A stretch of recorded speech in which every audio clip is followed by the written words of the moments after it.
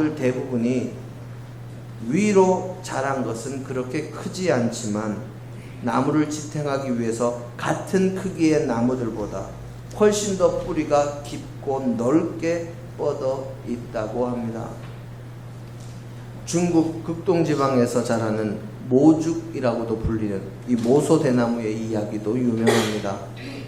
중국이 원산지라고 하는 이 대나무는 처음에는 그 대나무의 씨를 가져다가 심고 아무리 물을 주고 정성을 다해서 가꾸고 관리를 해도 죽었는지 살았는지 구별이 안 될 정도로 이 성장이 더디다고 그럽니다. 나무의 모양을 보니 죽지는 않은 것 같은데 다른 대나무와는 달리 아무리 물을 주고 관리를 해도 관심을 기울여도 도무지 자라나는 모습을 보기가 힘들다고 그럽니다. 4년 동안 자라는 것이 대략 3에서 4cm 3-4cm 그러면 요 정도 되겠죠. 요 정도 자란답니다. 그러니 심고 가꾸는 사람의 입장으로서는 참으로 답답할 지경입니다. 그런데 이 나무가 5년째가 되면 하루에 15cm에서 30cm를 자라는데 6주에 걸쳐서 15m까지 자란다고 그럽니다. 굉장하죠. 나무가 하루에 한 뼘씩 자라는 겁니다. 이 모소대나무가 5년이 되어서 폭발적으로 자랄 수 있는 배경에는 4년 동안 위로는 전혀 자라지 않았지만 정말 요만큼밖에 안 자랐지만 뿌리는 지속적으로 성장하고 깊고 넓게 뿌리를 내리고 있는 중이었기 때문이라고 합니다. 오랜 세월, 이 4년이라는 오랜 세월 깊고 넓게 뿌리를 내린 덕분에 그 넓고 깊은 뿌리를 통해서 양분과 수분을 쭉쭉 빨아들이면서 한꺼번에 자랄 수 있게 되고 그 어떤 나무보다 더 빠른 속도로 더 높이 더 튼튼하게 자라게 된다고 그럽니다. 기록에 따르면 이 모소대나무의 뿌리의 깊이와 넓이를 합했을 때 1kg가 넘는 것도 있었다 하는 이 이야기도 있을 정도입니다. 누운 잣나무도 모소대나무도 땅속으로 깊고 넓게 내린 뿌리가 나무를 튼튼하게 지탱하게 하고 자라게 하고 든든하게 버틸 수 있는 힘, 바탕, 근본이 되어 주는 것입니다. 오늘 우리의 본문 말씀은 예레미야 선지자가 하나님께 받아서 이스라엘 백성들에게 선포했던 말씀 가운데 한 구절입니다. 예레미야 선지자는 별명이 눈물의 선지자, 눈물의 예언자였습니다. 아모스 선지자는 정의의 예언자, 호세아 선지자는 사랑의 선지자라는 별명이 있는데 예레미야 선지자에게는 눈물의 선지자라는 이 별명이 붙어 있습니다. 예레미야 선지자가 눈물의 예언자라고 불리게 된 것은 크게 두 가지의 이유가 있습니다. 하나는 예레미야 선지자가 예루살렘의 멸망을 보면서 정말 눈물을 뿌리면서 가슴 치며 애통해하면서 지은 노래 예레미야 애가 때문입니다.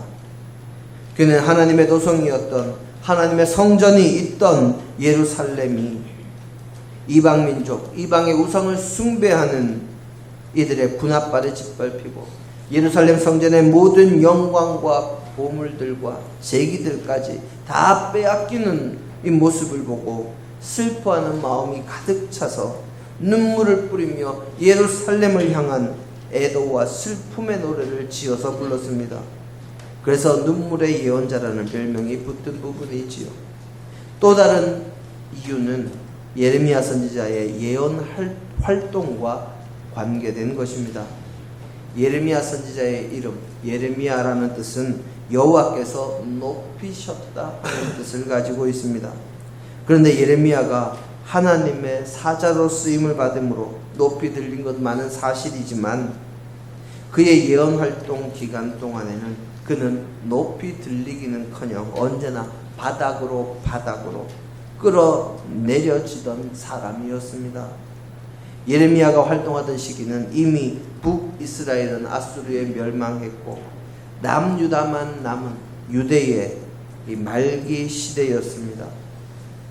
유대의 위정자들과 백성들이 하나님을 섬기기보다는 점점 우상 숭배에 익숙해지는 상황에서 유다의 백성, 특별히 예루살렘의 백성자들과 위정자들을 향해서 우상을 숭배하는 길에서 회개하고 벗어나서 오직 하나님만을 섬겨야 함을 선포하고, 회개하지 않으면 남유다가 이방 나라에 정복당하고 너희들 모두가 포로로 붙잡혀 갈 것이다 하는 것을 하나님께서 주신 말씀을 받아서 이 전하는 그 사역을 감당하던 사람이 예레미야이니, 유다의 위정자들과 유다의 백성들 가운데 예레미야를 좋아하는 사람이나 또는 지지하는 사람이 찾아보기가 어려웠습니다. 예레미야가 전하는 말씀마다 나라의 장래에 대해서 불길한 이야기를 합니다. 나라가 잘못될 것이라는 부정적인 이야기만 합니다. 하나님의 진노가 내려서 너희를 멸할 것이라는 이야기만 합니다. 물론 하나님께서 주신 말씀이기는 하지만 유대의 위정자들과 유대의 백성들이 싫어할 쓴소리만 골라서 하니까 그 당시에 모든 유대의 위정자들과 백성들에게 늘 배척을 당하는 신세였습니다. 그리고 그로 인해서 여러 번 감옥에 갇히기도 했고 온갖 핍박을 받는 상황을 겪던 사람이 예레미야였습니다. 그로 인해서 예레미야는 하나님의 말씀을 전하지 않으려고 작정을 하는 일도 있었습니다. 우리 예레미야서 20장 9절 말씀 한번 볼까요?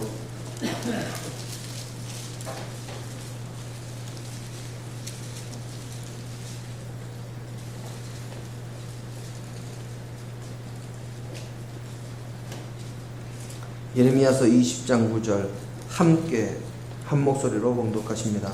내가 다시는 여호와를 선포하지 아니하며 그의 이름으로 말하지 아니하리라 하면 나의 마음이 불붙는 것 같아서 골수에 사무치니 답답하게 견딜 수 없나이다. 아멘. 워낙 핍박이 심하고 박해가 심하니까 나 이제 예수 하나님 이름으로 전하지 않으렵니다. 하나님 이름으로 말하지 아니하겠습니다. 나는 선포하지 않겠습니다. 하고 그렇게 하면 나의 마음이 불붙는 것 같아서 골수에 사무친다. 이미 해봤다는 이야기지요. 그렇게 해보니까 하나님의 말씀이 내 골수에 사무치고 내가 답답하고 내 가슴이 불붙는 것 같아서 견딜 수 없으니 내가 전하기는 전하는데 참 어렵다, 힘들다 하는 이야기입니다. 선지자가 오죽하면 하나님의 이름으로 말하지 않으려고 작정할 정도였을지는 예레미야가 늘 감옥에 갇히고 두들겨 맞았던 여러 상황들을 보면 어느 정도 공감이 갈 정도입니다. 그도 그럴 것이 모두가 나라가 위태롭다, 위험하다 하는 것은 알고 있는데 다른 선지자들은 다 하나님의 도성은 안전하리라. 예루살렘에는 성전이 있으니 예루살렘은 하나님께서 지키신다는 말씀, 그런 말씀들만 전하는데 오직 예레미야만이 하나님의 말씀을 받아서 진실을, 이스라엘이 바벨론에 멸망하게 되리라는 말씀을 전하니 모든 동족이 예레미야를 싫어하고 하나님의 말씀이 아니라 옛 바벨론의 나라를 팔아먹으려는 사람이다, 이방 민족과 내통하는 사람이다 하는 그런 오해를 받습니다. 하나님의 말씀을 전하고 있는데 당신은 하나님의 말씀을 전하는 것이 아니라 바빌론에 무언가 받아먹었거나 받아먹을 약속을 하고서 지금 이 나라를 분탕질만 하고 있다, 그런 오해를 받고 있습니다. 핍박을 받지요.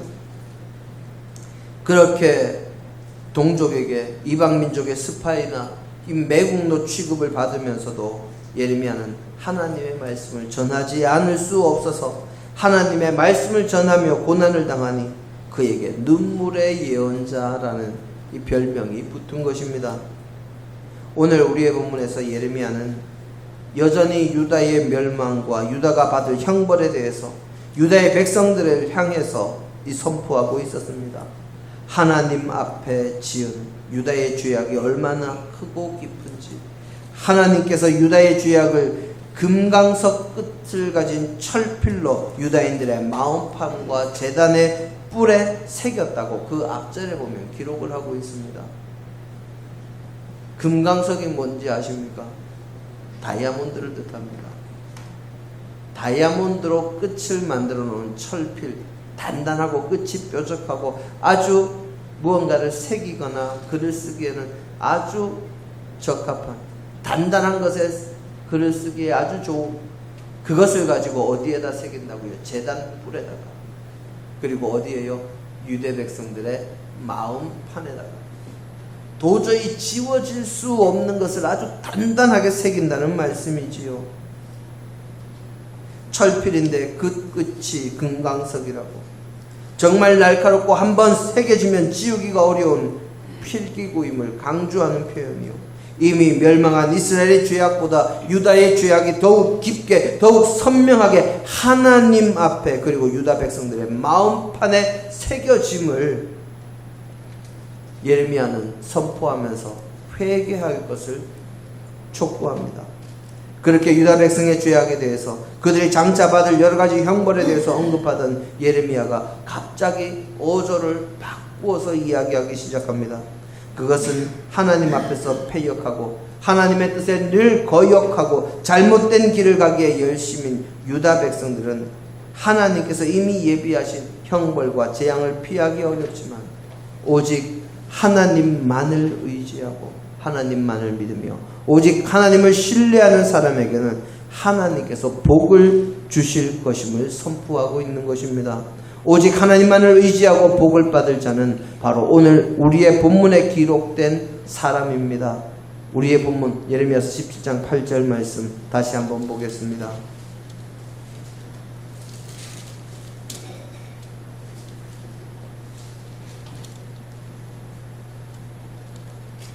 (17장 8절) 말씀.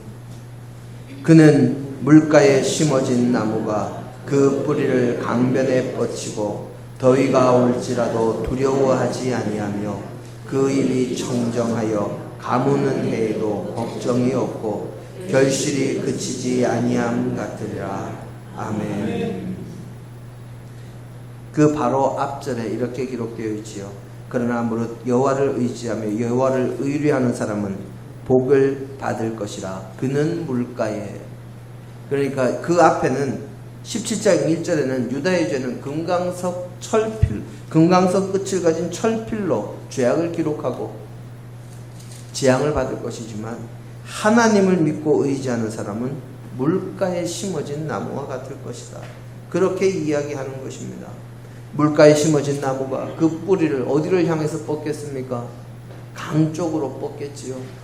강변을 향해서 뿌리를 뻗치고 물로 뿌리를 뻗고 있으니 더위가 와도 두렵지 않습니다. 그리고 가뭄이 들지라도 강 옆에 있으니 걱정이 없습니다. 그래서 그 열매가 그치지 아니할 것이라고 합니다. 하나님의 말씀, 하나님의 뜻, 또 하나님만을 섬기며 하나님만을 따르는 사람에게는 하나님께서 복을 주시는데 아무리 더워도 아무리 가물어도 두려워하지 않고 열매 맺는 것이 그치지 아니하는 시냇가에 심은 나무와 같은 복을 주시겠다고 예레미야 선지자를 통해서 하나님께서 이스라엘 백성들과 오고 오는 우리 믿음의 세대들을 향해서 선포하고 있는 것입니다. 예레미야가 노래하는 물가에 심은 나무와 같은 사람, 이 싱그러운 한 그루 나무 같은 사람, 오직 하나님만을 의지하고 믿고 따르는 사람, 그 사람이 어떤 사람일까요? 그 사람은 물가에 심은 나무처럼 또 강을 향해 뿌리를 깊게 뻗은 사람입니다. 우리의 생명의 뿌리를, 삶의 뿌리를 세상의 허망한 욕망이 아니라 세상의 물질이나 명예나 학식이나 권력이나 쾌락이 아니라 오직 모든 생명의 근원이 되시는 하나님께로 뿌리를 뻗은 사람이 물가에 심겨진 나무와 같은 사람이요, 강을 향해 뿌리를 뻗는 사람입니다. 강을 향해 뿌리를 뻗는다는 것은 생명의 근원이신 하나님을 향해 뿌리를 내리는 것을 의미합니다. 하나님의 말씀을 읽고 묵상하며 그 뜻을 따라 순종하며 살아가는 사람이 바로 그런 사람이지요. 어느새 여름입니다. 이미 무더위가 시작됐습니다. 지난 주간에 제가 오늘 그 인사를 안 했네요. 제가 지난 주간 월화수목 이 원주에 있는 오크밸리에 가서 목회자 세미나, 신학과 설교 세미나에 3박 4일간 다녀왔습니다.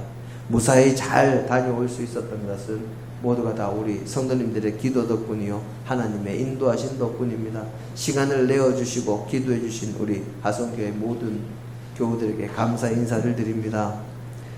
제가 지난 주간에 원주에 있는데, 원주는 김천보다 한 3도에서 4도 정도 기온이 낮더라고요. 그리고 저는 이 산속에 있는 리조트에 있었기 때문에 좀 더 시원했는데, 그런데도 해가 난 곳으로 이 강의 들으러 가다 보면, 숙소에서 강의동으로 가다 보면 얼마나 해가 따가운지, 뜨거운 게 아니라 따가워서 아주 뭔가 굽는 듯한 그런 느낌이 들 정도고, 조금만 걸어도 땀이 나는데 여기서 얼마나 더웠겠습니까? 벌써 36도까지 올라가는 걸 제가 봤습니다. 우리 김천에서. 벌써 그렇게 여름이 오고 더워졌습니다. 어제 비가 오기는 했지만 지난 한 달 동안 어제를 제외하고는 한 달이 넘도록 비가 제대로 오지를 않았습니다. 이 땅에 가뭄이 지속되고 있는 상황이지요. 지금 우리는 우리의 삶의 뿌리를, 우리의 영혼의 뿌리를 어디로, 그리고 얼마나 깊이, 얼마나 넓게 뻗고 있나요? 하나님을 믿는 믿음의 반석, 예수님이라는 반석, 성령님이라는 반석과 영원한 샘물을 향해서 우리의 믿음의 뿌리는 정말 깊고 넓게 뻗어 있는지 우리는 다시 한번 이 여름 무더위와 가뭄을 보면서 생각해야 합니다. 윌리엄 서머셋 모험의 작품집에 나오는 이야기 가운데 이런 이야기가 있습니다. 바그다드에 아주 부유한 큰 상인이 한 사람 있었습니다. 그 상인이 자신의 집에서 부리는 종 가운데 정말 주인의 사랑을 독차지할 만큼 일도 잘하고 똑똑하고 정말 주인의 마음에 쏙 들게 행동하는 하인이 있는데, 어느 날 그 하인에게 주인이 이야기합니다. 시장에 가서 이러이러한 것들 좀 사가지고 오너라. 하인이 예 하고는 대답하고는 장에 가서 물건을 사기 시작합니다. 그런데 자꾸 누가 쳐다보는 것 같은 느낌이 듭니다. 우리 다 알잖아요. 아무리 멀리서 나를 쳐다봐도 계속해서 지속적으로 나를 보고 있으면 무언가 이 살갗이 좀 따가운 듯한 그런 느낌. 그런데 이곳에서도 그렇고 저곳에서 그렇고 뭔가 느껴서 보면 누군가가 보고 있습니다. 뭐 그런가 보다 처음에는 했는데 계속 물건을 사는 동안 계속 자신을 쳐다봅니다. 마침 또 물건을 사야 되는 곳이 그 사람이 있는 곳 근처라서 갔다가 그 사람에게 묻습니다. 왜 그렇게 나를 주목해서 봅니까? 했더니 그 사람이 하는 말이, 나는 죽음의 사자입니다. 나는 오늘 저녁에 당신을 만나기로 되어 있는데 내가 지금 당신을 만났으니까 당신에게 무슨 일이 일어날 것인가 궁금해서 보고 있다. 그 이야기를 들으니까 이 하인이 어떻겠습니까? 갑자기 온몸에 힘이 탁 풀리고 다리에 힘이 빠지고 주저앉을 뻔한 것을 겨우 힘을 내서 집으로 돌아와서 자기 주인에게 이야기합니다. 주인님, 제가 시장에서 죽음의 사자를 만났습니다. 오늘 저녁에 제 영혼을 찾으러 제게 온다고 하니까 주인님, 말 한 필만 제게 내주십시오. 그러면 제가 이 말을 타고 하루 종일 달려서, 저녁에 온다 그랬으니까요, 하루 종일 달려서 사마라라는 곳에 가겠습니다. 그리고 그곳에 숨어 있다가 내일 저녁에 돌아오도록 하겠습니다. 그러니까 주인이 아끼는 종이 그렇게 이야기하니까 그러라고 하고는 종에게 말을 한 필을 내주었습니다. 종은 말을 타고 사마라라는 곳으로 열심히 달려가고 있습니다. 그런데 이 하인에게 시켰던 일이 있지요. 필요한 물건이 있는데 사다가 그냥 왔으니 이 주인이 그 물건 사러 갑니다. 가다가 보니까 좀 이상한 사람이 하나 있습니다. 못 보던 사람이 있습니다. 그런데 복수기 좀 독특합니다. 그래서 이 주인이 저 사람이 죽음의 사자인가 보다 하고는 가까이 가서 죽음의 사자인가 하고 물어봤습니다. 그랬더니 그렇다고 합니다. 그래서 이 주인이 그 죽음의 사자에게 묻습니다. 도대체 오늘 어떻게 내 하인을 놀래게 했기에 아침에 우리 집 하인이 그렇게 놀라고 있느냐 하고 물었습니다. 그랬더니 죽음의 사자가 이렇게 이야기합니다. 나도 너무 놀래서 그 사람을 쳐다봤다. 나는 오늘 저녁에 분명히 여기서 수백 킬로 떨어진 사마라라는 곳에서 그 하인을 만나서 그 하인의 영혼을 찾아가기로 되어 있는데 아침에 지금 여기 바그다드에서 만나고 있으니까 도대체 이 사람이 언제 사마라로 갈 건가? 너무 거리가 먼 곳이니까 어찌 보면 우리나라 부산에서 서울쯤 되겠지요. 너무 먼 곳에서 만났으니까 내가 놀래서 봤다. 나는 지금 사마라로 갈 건데 그 하인을 만날 수 있을지 모르겠다 하고 지금 출발한다 그러고 가더랍니다. 어떻게 됐을까요? 사람은 그 누구도 죽음을 피할 수도 없고 죽음을 이길 수도 없습니다. 하지만 오직 주님 안에 있을 때 죽음을 이길 수 있고 살 수 있습니다. 예수님께서는 요한복음 11장 25절에 이렇게 말씀하십니다. 나는 부활이요 생명이니 나를 믿는 자는 죽어도 살겠고 그 다음에 뭡니까? 살아서 나를 믿는 자는 영원히 죽지 아니하리라. 오직 주님 안에 그리고 주님을 향해서 뿌리 내리는 사람만이 살 수 있다는 것입니다. 사랑하는 성도 여러분, 여러분의 삶의 뿌리는 어디에 내려져 있습니까? 나의 뿌리는 어디에 깊게 넓게 내려져 있습니까? 혹시 세상의 것을 향해서 우리의 뿌리가 내려져 있다면 우리는 결국 죽음을 피할 수 없습니다. 세상 사람들과 다를 바 없이 세상의 물질과 세상의 명예와 세상의 권세와 세상의 쾌락을 향해서 나의 생각과 나의 뿌리, 나의 마음의 뿌리, 몸의 뿌리가 거기에 내려져 있다면 죽음 외에는 답이 없습니다. 하지만 우리가 오직 예수님 안에 오직 예수님만을 의지할 때 오직 주님의 말씀에 순종할 때 우리의 뿌리는 영원한 생명의 강인 예수님을 향해 있는 것이요 영원한 생명을 얻으며 영원한 복락을 누릴 수 있습니다. 어떤 고난과 고통과 환난이 닥쳐와도 주님을 향해서 주님께로 뿌리를 깊게 넓게 내리고 있다면 넘어지지 않고 이겨낼 수 있을 뿐만 아니라 결실이 그치지 않을 것입니다. 오직 주님께 뿌리 내리는 것은 주님의 말씀을 읽고 묵상하며 주님의 말씀에 순종하며 주님의 뜻대로 행하며 하나님의 영광을 드러내는 것 외에는 없습니다. 저와 여러분이 온전히 하나님께 영원하신 생명의 근원에 뿌리를 내리되 깊고 넓게 내리시기를 주님의 이름으로 축원합니다. 함께 기도하십니다. 아버지 하나님, 우리를 사랑해 주시고 우리에게 영원한 생명의 길을 열어주심을 감사드립니다. 아버지여, 저희가